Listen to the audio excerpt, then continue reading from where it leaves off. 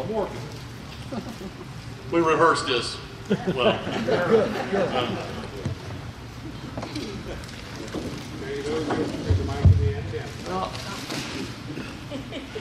I just know it's behind it, I don't know. All right, now can you hear me? Yeah. Oh, yeah. All right, I got a big voice. I probably don't even need this thing. All right, my name is Jason Holmes. I grew up in Bloomington, Indiana. I like to tell everybody I kind of moved into Evansville through marriage. My wife, Stephanie, is a native. She's one of those West Siders. And her and Mike graduated from Wrights High School. You won't believe it, but it wasn't at the same year. Okay. Yes, there you go.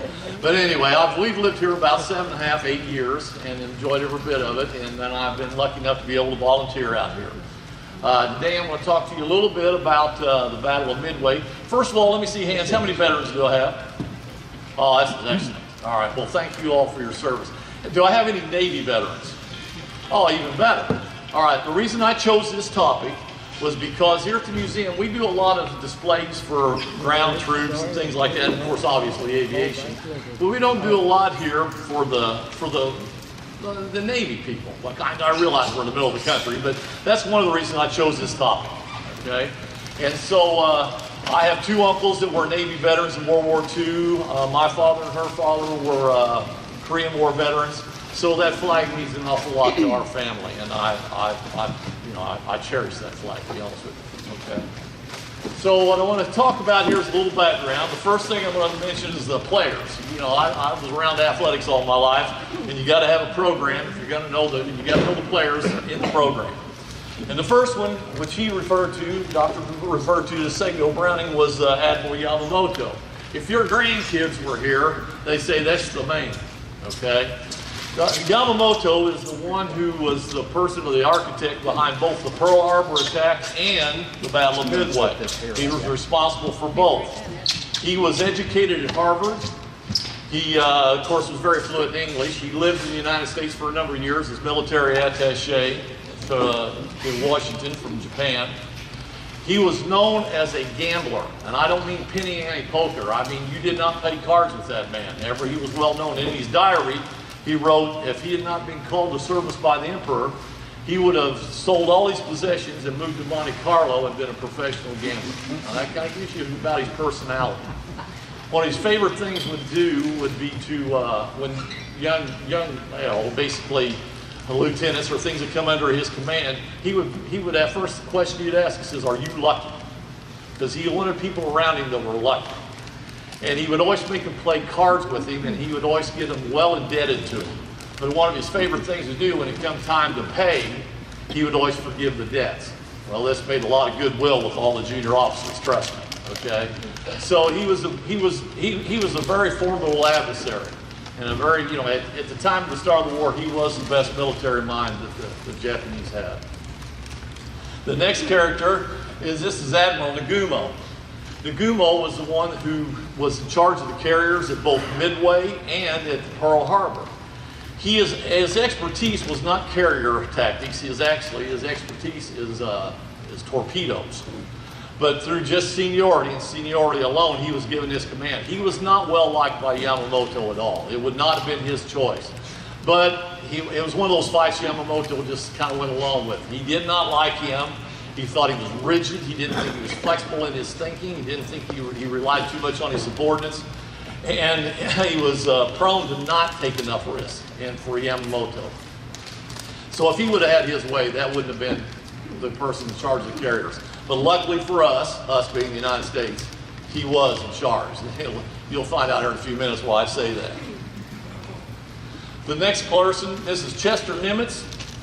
He probably received the most famous order ever given by the commander-in-chief. After the debacle, I guess you would call it, at Midway, Roosevelt called him up and he says, you get your ass out to Midway or to Pearl Harbor and don't come home until you've won the war. And that's exactly what he did. Okay, and so Nimitz is he's kind of a combination here, but all I say what most attracts me to him is that his demeanor. He's very calm, he's very precise, but he is a risk taker, but it's a calculated risk. He will listen to subordinate officers. He was actually, in my opinion, the perfect person to be put in charge of the of the South Pacific Fleet after Pearl Harbor. And he was on board the Missouri when they signed the end of the war. So he did exactly as he was told by the president. He won the war and stayed till it was over. This is one you probably do not know. This was Edwin Layton. He was beside Nimitz' side throughout the whole war. He was his intelligence officer, very bright. He lived in Japan for a while, spoke fluent Japanese, and he knew the Japanese and he knew their culture. Just as Yamamoto knew America and American culture, he was the same. Nimitz relied on him heavily, and he wrote a book in 1986, which I recommend to all of you. It says, I Was There, in which he tells about all the decisions that were made leading up through the whole war in the South Pacific. It's a very good book, and we'll talk a little more about him also. This is our superstar, okay? I'm very curious here. This is Captain Joseph Rochefort. Raise your hand if you've ever heard that name before. 2 of you. All right, now everybody in here has heard of, you've heard of George Patton, you've heard of Audie Murphy. He is on the same level of those. In my opinion, and this is my opinion, someone who has studied the war for 50 years, he is the most unsung hero the United States has ever produced. And a lot of it, most of it, is all political. Without him, there would have been no Battle of Midway, or at least the outcome would not have been what it was.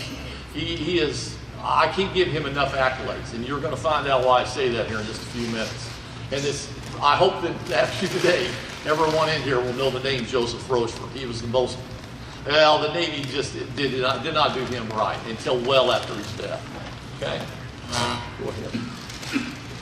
This is Midway. Now, I would probably say most of you in here thought Midway was one island. It's not, it's 2. The one closest to you is East Island, and the one on the back is Sand Island.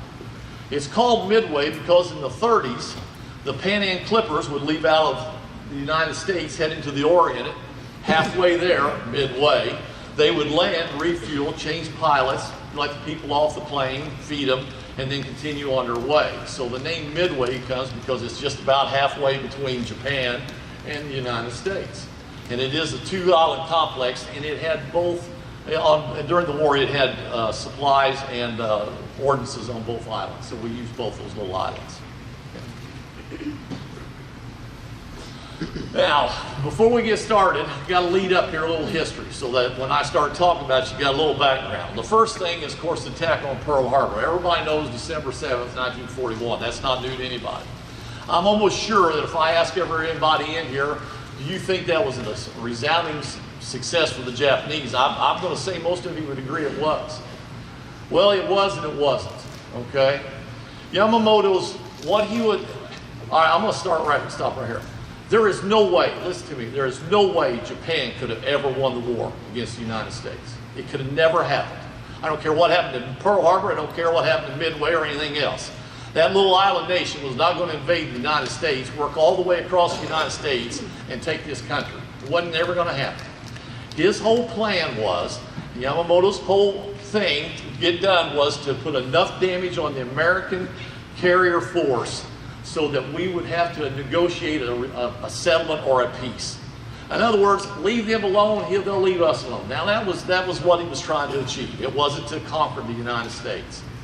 And so at Pearl Harbor, the first thing he wanted done was, when the attack, was to destroy the American carriers. We were very, very fortunate, and this is pure luck.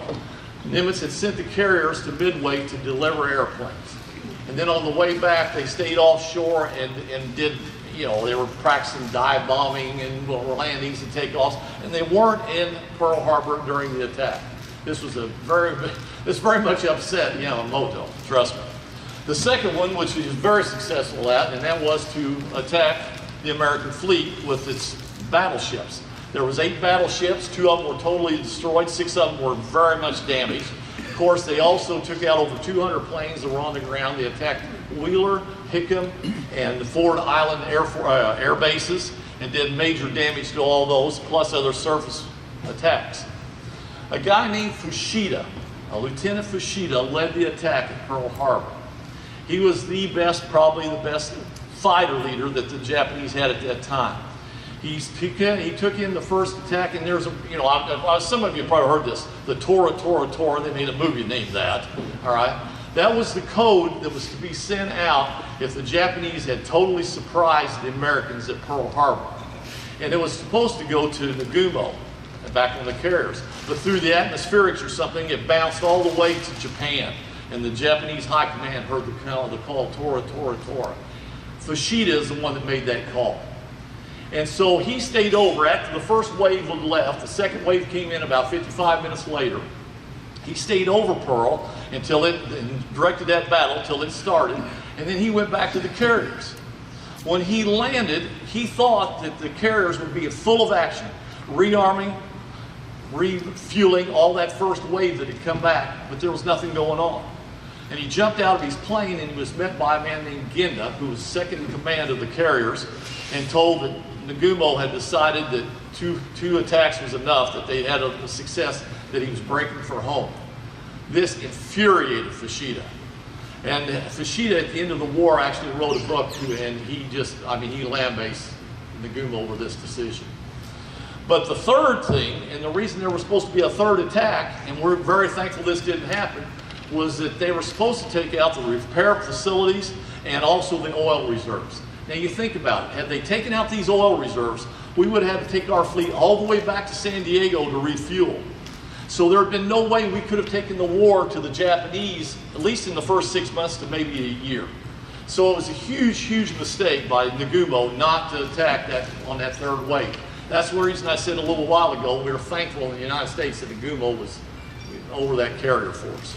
Okay? A couple other things that happened that I could lead up to. As soon as this battle was over, Yamamoto started preparing for the Battle of Midway. Because the main reason was because those carriers weren't destroyed. Now he knew that was the secret. That is the key, was those key. We could not take the war to the Japanese without the carriers. We'd send our surface fleet out into those little islands like the Solomons and the Marshalls and all that. They would have had Air Force bases on there. They could have attacked our surface vehicles, and there was nothing we could do about it. So he knew they had to be taken out. So he started planning the Battle of Midway almost immediately after he found out that the carriers weren't destroyed. It did not get a warm reception by the high command. It is absolutely the most intricate battle plan you've ever seen, next to probably only D-Day, and I've studied both of them a lot. There's a place on the internet you can go to. There's an 8-hour video of just the Battle of Midway. Now I promise I'm going to have you out of here under 7. So you just got that. So it's a very, very intricate battle, and that was what the high command was afraid of. They said, this thing's got too many. It's like an octopus. It's got too many things going on. And so they were afraid of it. Well, then on April 18th, 1942, Doolittle, at that time, Colonel Doolittle, took 15 Mitchell bombers off the deck of the Hornet, and he attacked Tokyo. And now the attack did very little, but it was a propaganda thing. And when Roosevelt was asked where those planes come from, he said, our secret bases in Shangri-La. Well, the Japanese knew exactly where those planes had come from. They had to come from an aircraft carrier. So all of a sudden, boy, this plan that had been kind of put on the back lane, it was known as Operation MI. That was the code name for it. It was put on the back burner. It came to the front. They said, well, we can't have this. We put the emperor at danger. And so it moved forward very rapidly. One other thing happened, that on May 3rd in the Coral Sea, now Rochefort, my star, okay, he intercepted messages or intercepted communications that the Japanese were sending a task force to New Guinea. We were hanging on by our fingernails at New Guinea. Now we had to keep that island because if we didn't, it would disrupt our supply lines between the United States and Australia and the communication lines. So we were just hanging on. So when that came through that they were sending a task force down there to reinforce New Guinea, Nimitz sent Fletcher in Task Force 17, which consisted of the Yorktown and the Lexington, the carrier group, to the Coral Sea to intercept them, which he did. It's the first naval battle ever fought in history where no surface ships made sight of each other. It was strictly airplanes. And a lot of historians will call it an even draw. I'm not in that camp. I kind of give the edge to the Americans. The Americans lost the carrier Lexington. It was sunk, or actually it blew up. The Yorktown was hit by two 500-pound bombs, sustained major damage, especially to its aft elevator. The Japanese lost a light carrier, but they had both their main carriers within that task force sustain heavy damage. So because of that, the Japanese turned around and they went home. In other words, we did what we were supposed to do. We kept them from invading New Guinea. So I think I give the advantage to us, although we paid a terrible price. All right, so now that's the lead up. Our man Rochefort comes to Layton and he says, I'm telling you, there's something big in the works. Rochefort is the person, now you hear he say, well, he's a genius. We thought, well, he's a genius. Rochefort was a genius, okay? He had a photographic memory. He was one of the most extraordinary people I've ever studied in my life. But he was like a lot of people who are ultra smart, he was different. And that's the reason you don't know about him, because he was shunned by the high command. He was not a spit and polished officer at all. He did not go to Annapolis. He worked his way up through the ranks. He enlisted when he was 17 years old, worked his way up. He was in charge of Station Hypo, which is a listening and communication station on the island of Oahu. And they would intercept and basically break down Japanese code. They broke the Japanese code. It was JN-25. That was a Japanese naval code. He and his group broke this code, and they could read maybe about 25% of the communications coming in, but that was enough for Rochefort. And he went to Layton and he says the amount of traffic that we're intercepting, he says it's just quadrupled here in the last few weeks. He said something big is getting ready to happen. So Layton naturally says, well, what is it? At first he was a little hesitant to say, and he says, look, I can't take this to Nimitz if you don't tell me what's going on. He says, well, I'll tell you. He says they're going to attack Midway. He says, why do you say that? And he said, 3 months ago, just came across his desk, I saw a piece of paper that said an airplane was passing AF. And this is 3 months. He's probably read 10,000 communications between them. And he says, well, why do you think AF's that? And he says, because we went back and we looked, and the only landmass that could possibly be there that this plane could be passing is Midway. Well, Layton said, this is pretty thin, Joe. He says, you want me to take this up the ladder? He says, you have to take it up the ladder. Well, he went to Nimitz. Nimitz said the same thing. You want me to risk all the remaining carriers in our surface fleet on a 3-month-old cable that, that has really we can't substantiate. And so Nimitz went down to see Rochefort. And I'd love to see this meeting. Rochefort rarely came out of this bunker complex where they were stationed. It was Station Hypo. It was an underground old bunker where he and his men worked. He stayed in there. He wore an old robe, a bathrobe, had a crinkled up shirt. He would go for days and not shaved. He wore house slippers. Now this is a naval officer, so you can imagine the impression he would make on other naval officers. Well, when Nimitz came in and saw this, he was a little taken back. But Layton said, listen, I am telling you, this guy is a genius, and if he tells you they're attacking, that's what they're going to do. And so Nimitz listens, and I told you that was one of his things. He would listen. And I think he was convinced, but he says, look, Washington will barbecue. He says, I got to have more than you saying 3 months back that AF was Midway. So on May 29th, on May 29th, no, that's not true. On May 19th, sorry, I got my days wrong. On May 19th, Rochefort sent a coded message to Midway. And he says, tomorrow morning on May 20th, I want you to send out clear channel that your water distillery system is broken down. So the next morning, Midway sends it out just as it was supposed to. The water condenser is broken down. Within an hour or so, they pick up, one of the listening stations picks up that AF has a water problem. Well, they knew right then, boy, that sealed the deal. They knew that AF was, as he said, was Midway. Washington had been trying to convince that the AF was someplace down in the South Pacific, probably down around the Coral Sea, or maybe even Australia itself. But Rochefort had dispelled this, and now this was proof. So things really got going now. I mean, they kicked into high gear. And so what they did, Nimitz said, look, you got to decipher all this and tell me their battle plan. I got to know what they're going to do. So Rochefort and his crew, for the next 4 days, 24 hours, I don't think he slept for 4 days. He started taking all the communiques together and putting them together. And again, I'm telling you, he was the only person in the United States that had done this. And within 4 days, he worked out the total battle plan. He knew the ships, he knew the direction, he knew the hours, he knew who the commanders were. And he reported that to Leighton, who reported it to Nimitz. And that was in 4 days. Go to the next slide. These are the Japanese carriers. It was called the Kido Butai. That's the Japanese term for the carriers. There are 4 of them. The Akagi, which was the flagship in Nagumo. It was the biggest and the most armed. The Soru and the Kaga, the Hiru, excuse me, were the 2 least armed, but they were the 2 newest of the carriers, and they were the fastest. And the 4th one was the Hiru, the Kaga, the Soru, and the Akagi. Those are the 4, all right? And that made up the Kido Butai, as it was called. These were the carriers that were going to be at the Battle of Midway. He laid this all out for Nimitz. He said, these 4s will be there. They'll be under the command of Admiral Nagumo, and it's a 4-pronged attack. Go to the white slide for me, if you would. I'll come back to that. Go to the white slide. One more. All right. What the plan was, and this is a 4-pronged attack. The first one, it's not on here, they were going to send a force out of here up to the Aleutian Islands. It's going to attack Dutch Harbor. The only thing at Dutch Harbor is some weather stations.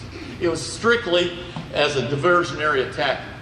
Everything that Yamamoto planned here was under the idea that the carriers were still at Honolulu. They had to be. They had to be at Pearl. And there was no reason to think they weren't, okay? So his whole thing was that the planning was that those carriers were there.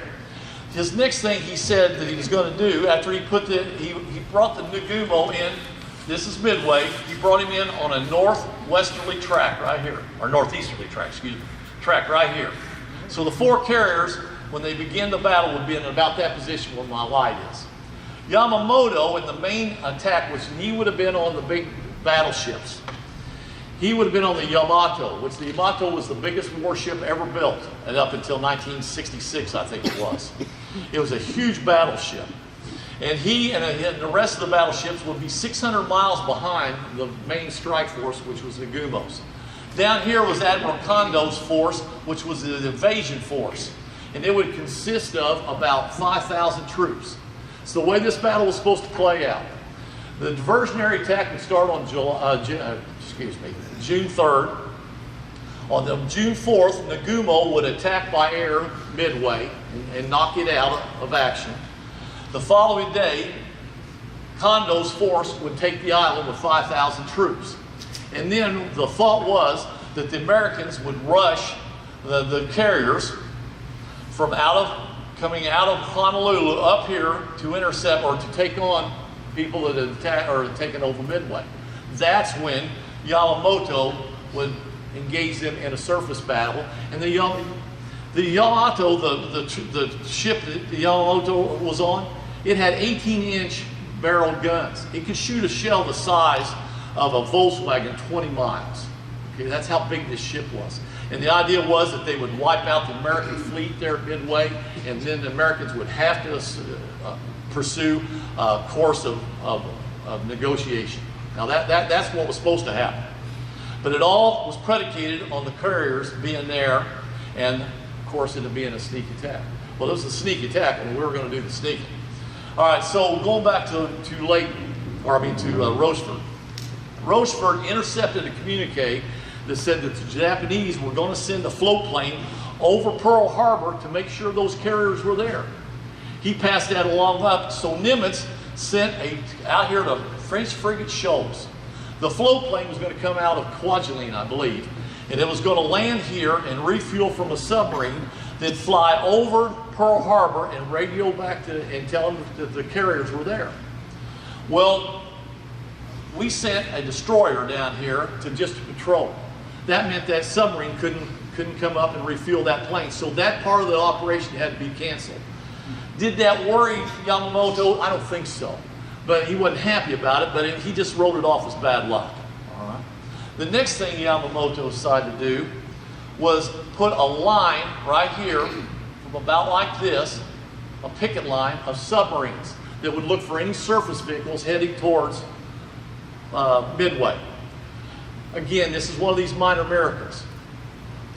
What they did was that they started coming on station here, but right up here was the last one to come in on station, and that just happened to be where the Americans slipped through, just before they got there. Well, probably within hours of each other. So what happened on the American side was that Fletcher limped home the Yorktown from the Coral Sea. It came in late on the 26th, early 27th. Nimitz was waiting on it. They had the docks lined with every conceivable tool, anything they would need to fix that carrier, and unlimited manpower. As soon as it docked, they rushed that ship and started working on it. Nimitz went aboard and he told the chief engineers on there, you have 3 days. The engineers had radio and said they would need 3 weeks in a dry dock in Seattle to fix that boat or that ship. He says, you got 3 days. That ship sails in 3 days and it better be ready to go. So they started working on that. That afternoon on the 27th, he called a meeting in his office at the war room. He brought in all the top people, all the top brass, and in that meeting was a Rear Admiral named Raymond Spruance. All right. Spruance had been given command of Task Force 16, which consisted of the carriers, the Enterprise, and the Hornet. The guy that was over this was Bull Halsey. But Halsey had come down with shingles and had to be put in the hospital. Now, Spruance was a very strange pick, really, but it turned out to be an ingenious. And it goes back to Nimitz's ability. There was a lot of other officers that were senior to him, and he was a cruiser commander. He wasn't a carrier commander, but he knew him. He knew his personality. He says he's intelligent, he's calculating, he's prone to risk, but he won't take unnecessary risk. He thought he was the person for the job, and he was, okay?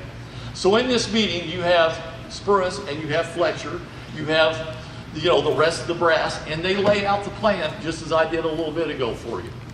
Who was going to attack where and when. And so he told Spruance, he said, you sail tomorrow morning on the 28th.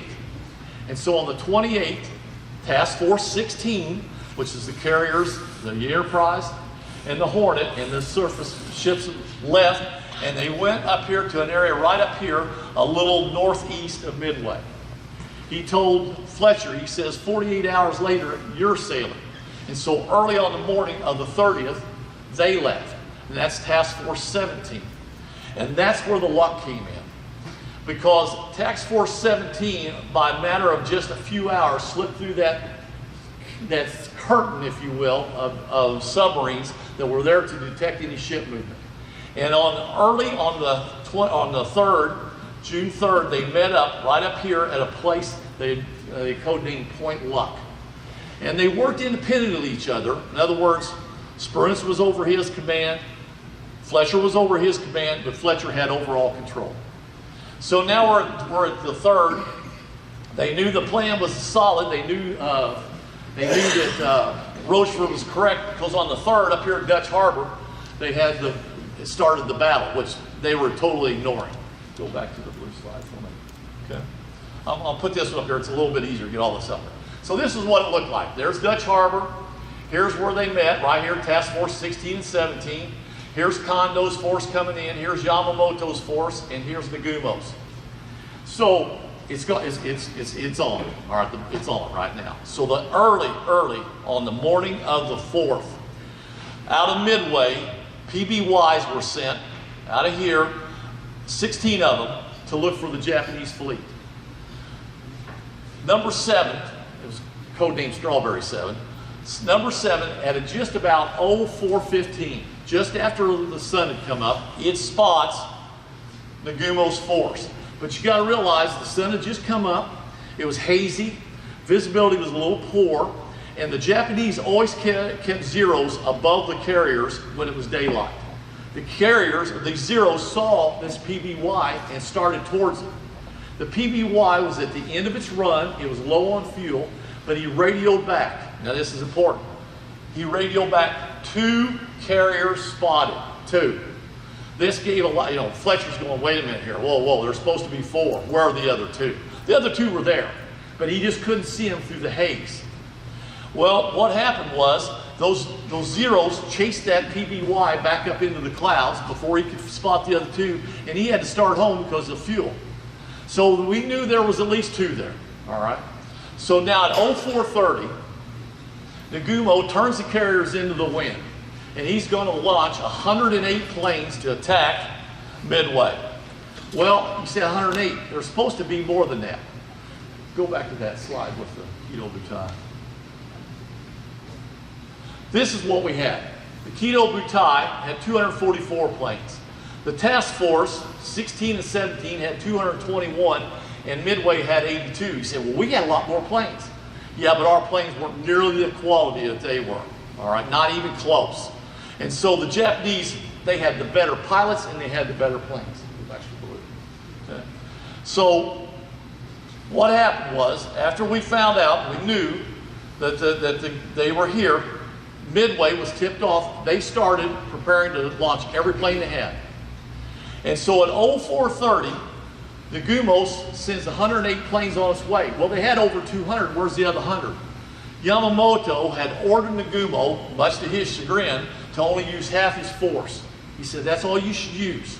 I want the other half to be on the carrier decks, fueled and loaded with torpedoes in case any American surface ships appear. Well, Nagumo thought this was crazy. Those ships are all in Pearl Harbor. No one knows where those ships, they're all back there. There's no ships out here. And I need all my planes. But he did not buck the order, though. And so 108 planes, and this is unbelievable, they spotted and took off with less than 10 minutes. They put 108 planes in the air in less than 10 minutes, the Japanese did. They were by far the best in the world at that time. And they consolidated and they made their way down to here to Midway. Meanwhile, Midway at 0530 launches all their planes except their fighter planes, and they're going this direction. Okay? But it wasn't a coordinated thing. As they took off, they just started, whereas the Japanese consolidated. At 0620, the Japanese come within range of Midway, and Midway launches the 18 old antiquated Buffalo bombers, or fighters, out to meet this incoming wave of Japanese hunter planes. They are wiped off. I mean, it's just like a cow wiping the flies off its back in the summertime. And they hit it. That flight is led by a major named Red Parks. They were brave. But they went out to take on the Japanese about 30 miles out from Midway, right out here, and every one of them but 2 were shot down, and Red Parks was killed. Never even broke up the formation. The Japanese come in. Now, remember I told you Fushida had led that first attack at Pearl Harbor. He was their best. But leading this command was a lieutenant named Tominaga. And you say, well, why would he be doing it? Now this is another one of these little miracles. Fushida came down with appendicitis 2 days prior to this attack and was in the sick bay. He would have led the attack. Now this is me talking, this is not in the records. But I think this is what that would have changed the battle, because what happened is when Tominaga, when they came on the Midway, their prime objective was to take out the airfields. So the Americans couldn't launch an attack from there on the fleets or the invasion fleet or the Kido Butai. Well, you're a young 20-year-old fighter pilot with a bomb under your wing, and you're pretty cocky. Do you want to drop that bomb on an airfield, which would be like dropping it out in the field, or you want to go blow that big hangar up? See what I mean? And so what happens is they destroyed all the above ground installations. They took out the hangars, they took out the bunkers, they took out the oil facilities. But they only dropped a few bombs on the runway, the prime objective. My thinking is that had Fushida led that attack and not Tominaga, he would have made sure there were certain people who were going to take out that airfield. It would have been the prime directive, you see, and that didn't happen. So at 0700, now follow my timeline here because this is going to get kind of complex. At 0700, they left the island of Midway to return to the force. This is when he radioed back to Tominaga, radioed back and says, we have to have another strike. This place is not, it's not taken over. I mean, we're not put out of action. That airfield is still usable. So you're back here, Nagumo gets this word at 7 o'clock in the morning. At the exact same time, he gets reports from these scout planes. He launched 7 scout planes at the same time he launched the Tominaga strike force. They were to patrol this area right here, where I'm showing, just east of Midway Island. It took them about 2.5 hours to get out there. They all got out there except one. Scout plane 4 was a half hour late taking off because it had catapult problems. Another miracle. So at 7 o'clock, all these planes that he sent out here to patrol radioed back and said, we've seen nothing. Okay? So Nagumo's sitting there on the bridge. He says, there's nothing out here that I need to be worried about. We need another attack here. I've got all these planes on the hangar deck sitting there with torpedoes. They're doing nothing. He says, why don't we just rearm those? And by the time Tominaga gets back here and we get him back on board, we'll have these rearmed with contact bombs. I'll send them back to Midway and we'll save almost 3 hours of time.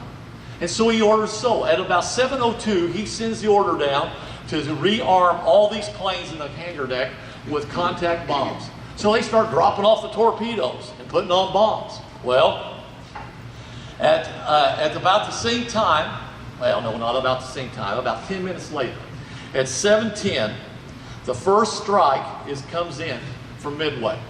All right? The first wave arrives, and they're old torpedo bombers that come gliding in, and they are jumped on by the Zeros that are flying cover. They shoot down every one of them. One launches its torpedo. It misses everything. All right? There's no hits, and they're all knocked out of the sky. So, but one thing did happen, and it's kind of significant. There was a bomber, a B-26 flying cover over this for the Americans that was shot down. But instead of falling from the sky, it came right at Nagumo's flagship. I mean, it was just like a suicide thing right at him. And he's sitting there watching this come right at him. It came from 16,000 feet. And until it was just on him, it thought it was going to smash right into the bridge. It missed the bridge by a matter of yards. I mean, the wind just nearly blew him down. It was that close. Now, depending on who you ask, Nagumo said that it was just because the controls had stuck. America said it was the fighter pilot was just, he was brave and making a last-ditch effort. Take whatever you want. But it did almost hit the bridge, but it missed. But it unnerved Nagumo. Well, it unnerved everybody on that bridge because they all thought that the end was near. But that's all that happened out of the first wave. About 20 minutes later, the second wave comes in. All right. Now we're up to about 7:30, and they attack, and the same results. There are no hits. All of them are knocked out of the sky. They all crash into the ocean. They all die, and nothing is achieved except the Japanese have to keep maneuvering their carriers. And what they would do, if a plane was coming in like this, and the Japanese ship was like this, what it would do, it would turn and face it straight on. In other words, so it'd have a less angle to hit. And it didn't want it coming in at the broadside. So the Japanese were always moving their carriers around. Well, you cannot launch during an attack. That's the one thing you cannot do. So below deck, though, they are still just changing these bombs left and right. All right. Then it happens. At about 7:45, around 30 to 40 minutes after he has ordered a rearming of the planes on the hangar deck, scout plane number 4, the one that took off a half hour late, it radios in, and this is what it said: 10 enemy ships sighted. Didn't say what kind, just 10 enemy ships sighted. I'd like to see Nagumo's face when that happened. All of a sudden, whoa, there's ships out there. They're not supposed to be ships even within 1,000 miles. And so Nagumo, whose first directive is to take care of any surface ships, says, well, Midway's got to wait. Call down there and start putting the torpedoes back on.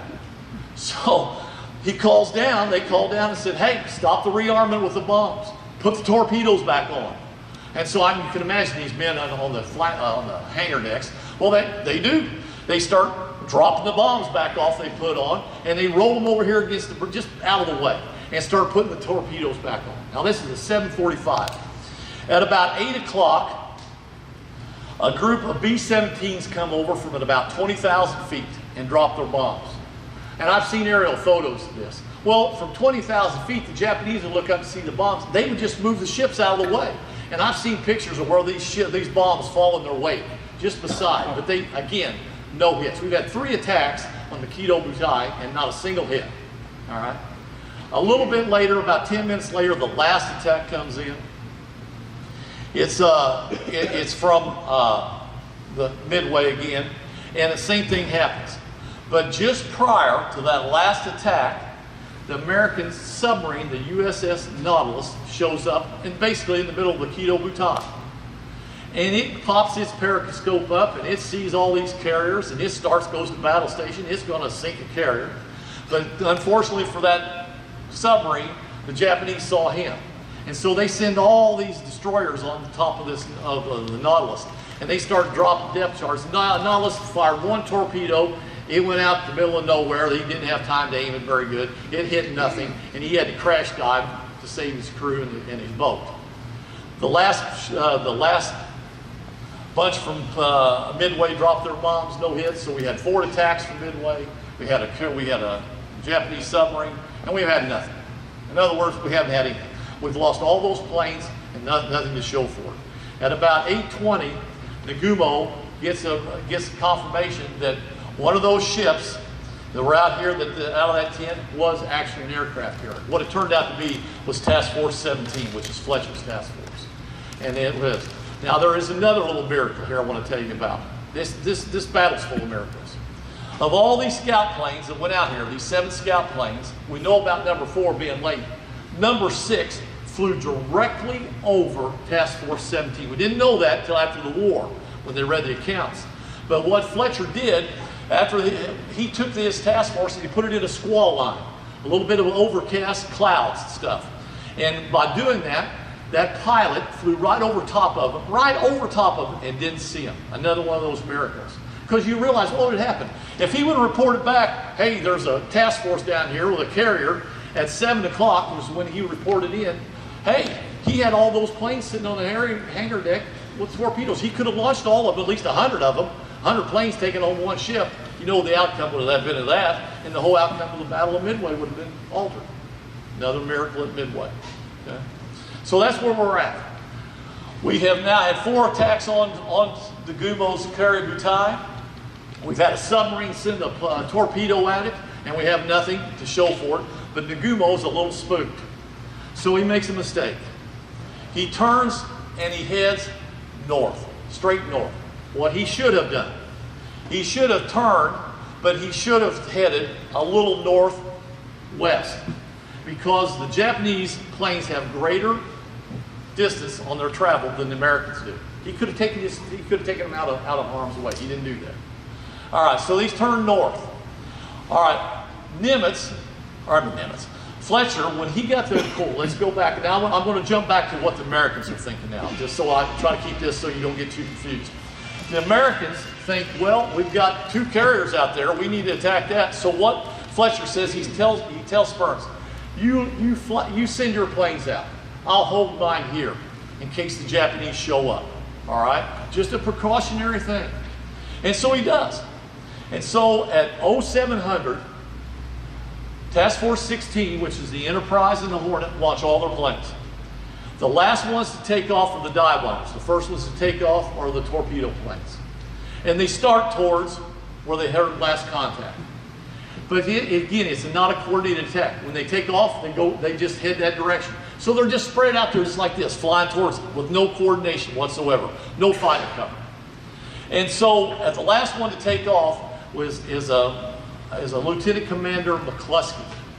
And he's on a dive bomber, and he takes off at 7:54, almost an hour. It took the Japanese 10 minutes to launch 108 planes. It took us an hour to launch off 2 carriers. That's just how really ill-equipped we were at that stage of the game. All right. So they're on their way. They've turned north, and McCluskey is coming this way to look for the Japanese fleet. All right. Well, one other thing happened, and the historians call it the flight to nowhere from the Hornet. For whatever reason, The commander of the air crew that left off the Hornet, instead of flying to the southwest, where the Japanese are, he flies due west. It's the flight to nowhere. There is a lieutenant commander of Torpedo Bomber 8 from the Hornet, keeps telling him, you're going the wrong way. He says, no, this is it. And to this day, we have no idea what he was thinking because he never survived. All right? But they start out and they're just flying, just totally off course to where the Japanese are. Well, after about 30 minutes, the guy's name is Waldron. He says, you are going the wrong way. I'm breaking off. So he takes his squadron. Now you realize how much nerve this would do to break out of this and say, I'm going in my own direction. But he breaks out of that and heads towards where he knows the Japanese are. And it is Torpedo Squadron 8 of the Hornet. All right? It leaves. Now, at 8:45 and 9:10, Nagumo, that's when he turned the fleet north. All right. At about that time, you've got Tominaga coming back from his bombing Midway. They're really low on fuel. So this is known as Nagumo's dilemma. It's not a dilemma to me, but this is what historians call it. Do you wait, and now you know these carriers are out here, do you wait, and you could, by that time, you could have probably put at least 60 planes in the air with torpedoes on them to go attack those carriers that you know are out there. Or do you let Tominaga's planes crash into the ocean because they don't have enough fuel? Well, that's called his dilemma. Well, it's not a dilemma. I can't see how any commander is going to let over 100 aircraft crash into the ocean, lose the pilots, lose the planes. I just don't think that had ever happened, and it didn't with him. So he takes Tominaga's planes back on while they're still rearming those ones below, with the idea that as soon as Tominaga's planes are on, he's going to launch this attack. Well, then, again, one of those things, the scout plane that I talked about, the one that came off the Hornet, it broke away. It shows up at about 10:10. It shows up right here, right beside the fleet. But just like before, it's knocked down. Every single pilot, every person on that flight was killed except one. And it was an ensign named George Gay. At the end of this, if I have any time left, I'm pushing time, I'll try to tell you what happened to George Gay. It's a pretty interesting story, but I don't have time to do it now. But George Gay is the only one that survived out of that squadron of torpedo planes from the Hornet. The rest of them were killed. All right? And so Fletcher, now it's about 8:30, he's sitting around here, go back to that time, to 8:30, he hadn't seen any carriers, so he orders his planes off of the Task Force 17 to take off. And they do, just like they send the torpedo bombers out. But the only difference on this is Fletcher has some support planes to go with those torpedo bombers, some fighters. And they happen to be accompanied by the best fighter pilot that the United States Navy had at this time, a guy named Jimmy Thatch. Anybody ever heard of the Thatch weave? No? All right, the Thatch weave was invented by Jimmy Thatch, and it is a combat maneuver in the air, and it's highly effective, okay? And I don't have time to explain the Thatch weave to you, but Thatch was accompanying these torpedo planes from Fletcher's. All right, McCluskey, who took off last off of the Enterprise, he shows up down here after they've turned to where the Japanese are supposed to be, and there's nothing there. I mean, it's nothing but ocean. And he's getting low on fuel. But McCluskey's 40 years old. Almost all these other pilots are 21, 22, 23. McCluskey's 40 years old. McCluskey makes, as Nimitz says, one of the greatest command decisions ever made, and certainly the best one made during the Battle of Midway. He tells his men, he says, look, we're going to stay out here. We're going to look a little bit longer. He says, we may crash in the ocean. I may be court-martialed, but we're going to look for these planes. And so what he does, to this day, I don't know why he didn't turn south. The natural tendency would be, look, the Japanese are on a southward course. When you get there and they're not there, wouldn't you think they'd already gone south? I would have thought that. But he didn't. He said they've been under attack. He thinks they would go away from Midway, which is what they did. And he would guess right. He said it was a gut feeling. That's all. It's just a gut feeling. So they start looking for the fleet, and in about 10 minutes, something caught McCluskey's eye. And what it was a wake off of his ship that was reflecting off the clouds. And remember that torpedo, or I mean that submarine we talked about? Well, what happened was when the fleet turned north, Nagumo left a destroyer there to handle that submarine. He chased it for about 45 minutes, and then, you know, the fleet was long gone. He says, well, I'm leaving this, and I'm heading back to the fleet. So that destroyer is going full bore, as fast as it can, back to the fleet, and it's turning up this big wake, and that's what caught McCluskey's eye. So McCluskey turns towards it, he sees the destroyer. So he radios the rest of his formation, which consists of about 30 dive bombers. He says, follow me. This is a gutsy thing because they're not going to have enough fuel to get back. So they head due north. At just the same time, about 10:20, that Fletcher's torpedo planes show up with Jimmy Thatch, and they attack. Almost the same thing happens, except when the Japanese pounce on Fletcher's torpedo bombers, Thatch starts shooting them down. The first time in the war this has ever happened, that they start losing planes in air combat. He's using the Thatch weave.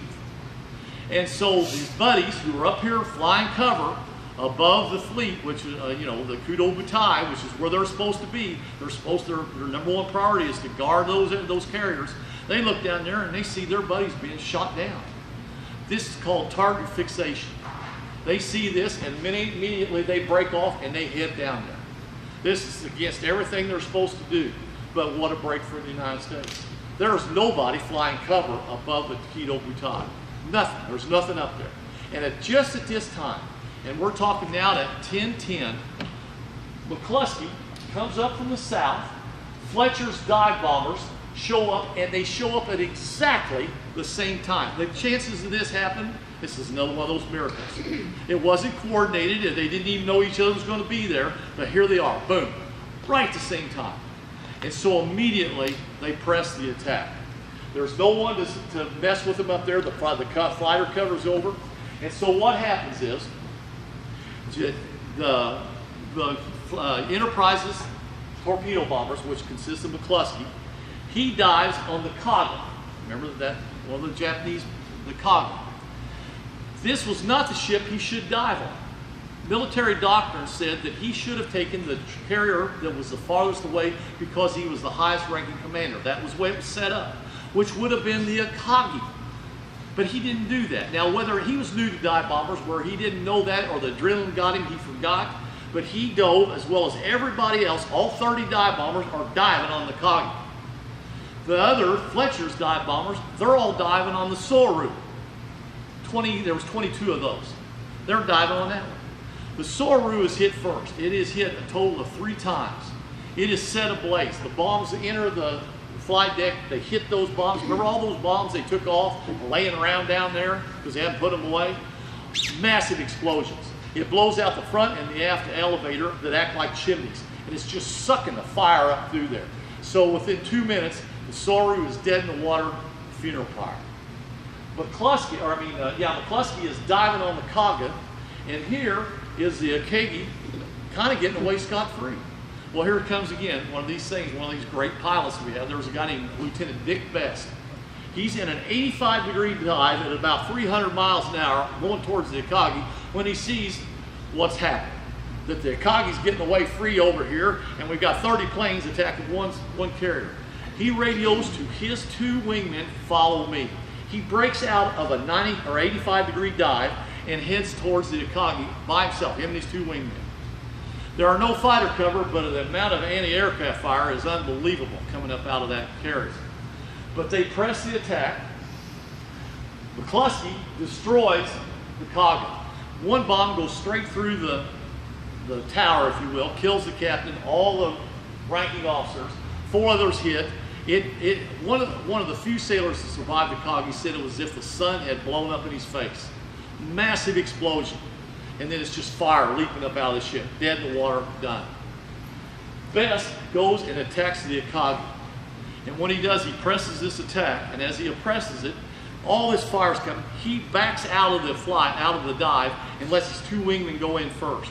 One of them drops the bomb that lands on the port side close. The other one drops the bomb that lands on the starboard side, but neither one hit. he presses the attack to almost 1,200 feet. They're supposed to release between 2,000 and 1,500. 1,200 feet, he releases that bomb. And it's questionable where he can pull out of that dock, all right? He does, and you could not have dropped that bomb in a more perfect spot. Right next to the tower, it lands, it goes through the flight deck, and it severs all the water lines. What are the chances of that? And he gets down, at first, it starts fires down there, but quickly these fires start to build because they can't do anything about the water lines are broken. And then the explosions start from all the bombs that are down there in the flight hangar. And within about 3 minutes, it's done for. So at 10:21, on that morning of June the 4th, the Japanese are winning the war in the South Pacific. By 10:27, the Americans have the offensive. We have sunk 3 of their frontline carriers, and we have gone from being defensive to we're on the offensive, and it happened within a 5-minute period. It's the 5 greatest minutes of the history of the United States Navy. From 10:22 to 10:27, we sunk 3 frontline carriers. Everybody with me so far? Haven't lost you? How am I doing on time? I'm talking as fast as I can. I really am. I did this in the mirror, and it took an hour and 15 minutes. It didn't take 7 hours. An hour and 15 minutes. So I told him I have 45.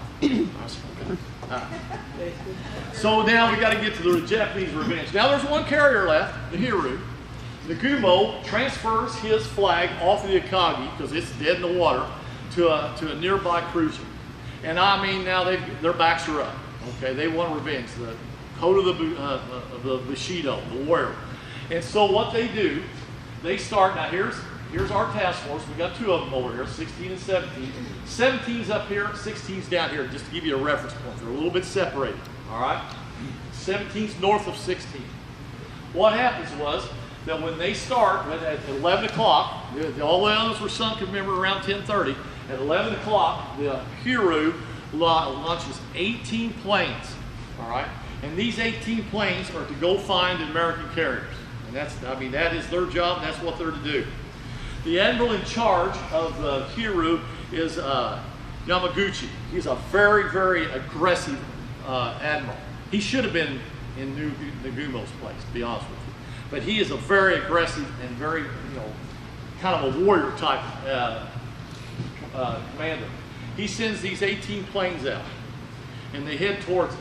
And now, here's one of the biggest mistakes the Japanese made in the whole time. Instead of, when the Japanese are here, instead of keeping distance between it, he orders that all the surface carriers close onto the fleet. They're trying to get into a surface battle with the American carriers. That'd be fine for all the surface vehicles except the Hiru, the one remaining carrier. They should have protected this ship at all costs. They should have gone the other direction. You could still launch those planes. You had enough distance, but he closed. He got within about 72 miles, which was just ludicrous for doing that. That was a major mistake in the battle. But these 18 planes, they find Fletcher's Task Force 17, and they press the attack. Out of 18, only 7 get through. But these 7 hit the carrier Yorktown 3 times with bombs in the flight deck. The carrier erupts into flames and into smoke. It goes dead in the water. They turn and head for home, looking back out over their shoulders, and here's a dead carrier sitting there, smoke billowing out of the Yorktown. They radio back that they have destroyed this carrier. And so they make it back. Kobayashi was the lieutenant that was in charge of that particular raid. All right, they get back. Well, up here, Task Force 16, they have no intention of getting into a surface vehicle fight. Now, that ain't going to happen.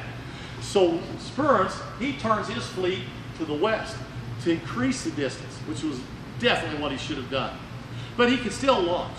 So what he does, he launches, or he waits to get out of distance while the Japanese are recovering up here. Well, the Japanese land, and they've lost about 20% of they're down to only just a handful of planes left. But they're hell-bent on finding another carrier because now they think they've destroyed one. They have one carrier, Americans only have 2 left. So we can go out there and destroy another carrier, then it's one-on-one. And so we'll salvage something out of the battle. Now that's their thinking here, okay? And so what happens next is that at about 1331, Tominaga, remember him? Tominaga that led the first attack on Midway. He takes 10 torpedo bombers and he heads out off the Hiru, looking for the rest of the fleet. At 30 miles out, he spots a ship that's going at 19 knots, no fire, no smoke, has to be a different ship than what they attacked earlier. It's not. It's still the Yorktown. This is how good the Americans were at damage control. They put those fires out, the engineers refired those boilers. Within an hour, they had that ship underway, and from 30 miles out, you couldn't see any flight damage on the, or any damage done to the flight deck. All right. So Tominaga thinks, wow, there's another carrier, I'm going to attack it. He doesn't think that's a Yorktown, he thinks it's destroyed. This is a huge break for the United States, because the other two carriers are sitting up there unscathed. And so he does, Tominaga. So what Tominaga does, he splits his force.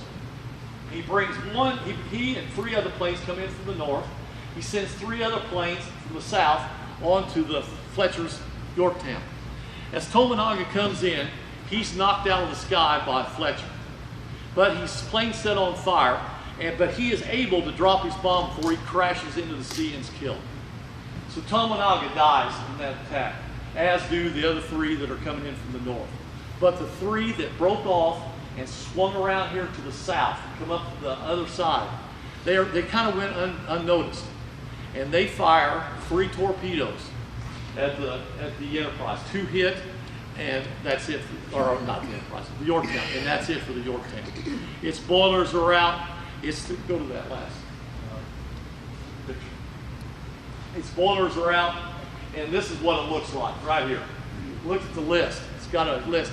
And so Captain Buckmaster, who thinks it's going to roll, he orders abandon ship because there's no salvaging it now, and it's done for. And so this plane, this poor ship, has been hit at Coral Sea and is hit in 2 separate attacks, and it's still afloat, but they think it's going to roll. They think it's going to roll over. So at 1500 hours, it's abandoned. All right. Tominaga's force comes back at 1545, what's left of it, and lands. The Japanese are now down to 9 aircraft. That's all they have left, is 9 total.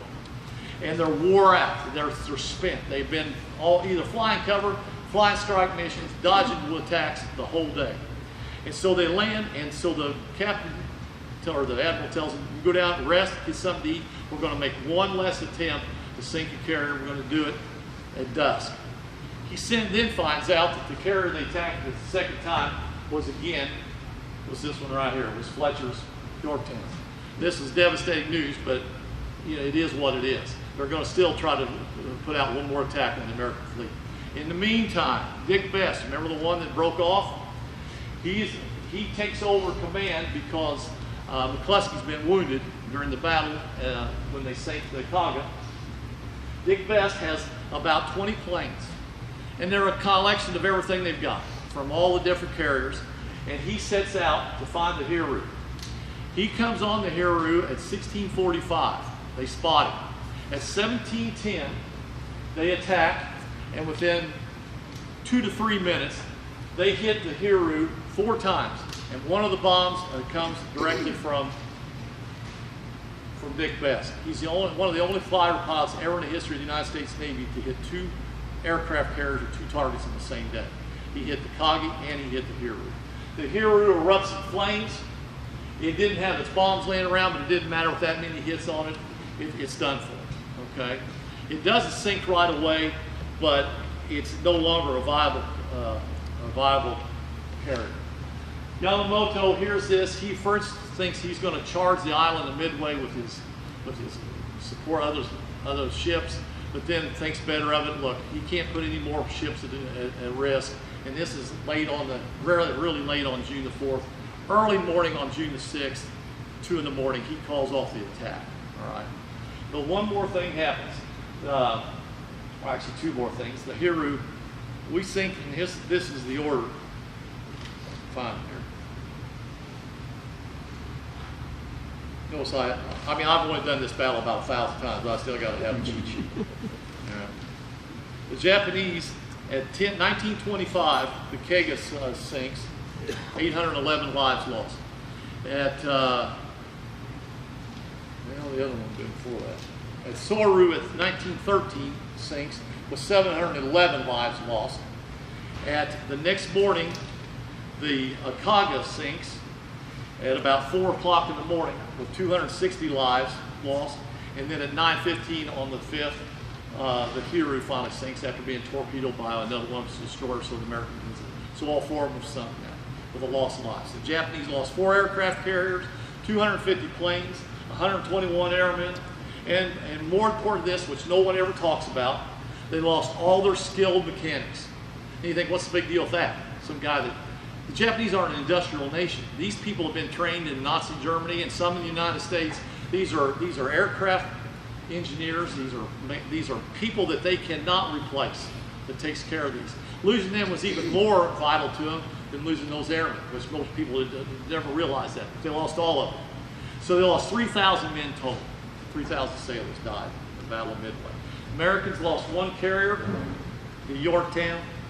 They lost 144 planes, 362 men died, and basically Operation MI was a rousing success for the Americans. It was a disaster for the Japanese.